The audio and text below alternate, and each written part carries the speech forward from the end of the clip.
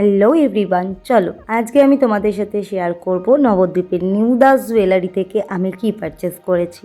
আমি যেহেতু বাড়িতে ছিলাম না, তার জন্য আমি অনলাইনে বুকিং করেছি এবং বাড়ি আসা মাত্রই কিন্তু প্রোডাক্টটা আমাকে হোম ডেলিভারি দিয়ে যাওয়া হয়েছে।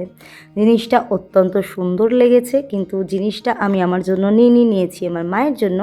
আগামীকাল শ্রাবণ মাসের শেষ সোমবার, সেই জন্যই মূলত আমার মায়ের জন্য এটা নেওয়া গিফট পারপাস। তো চলো এখন তোমাদের সাথে শেয়ার করি এর মধ্যে কি রয়েছে।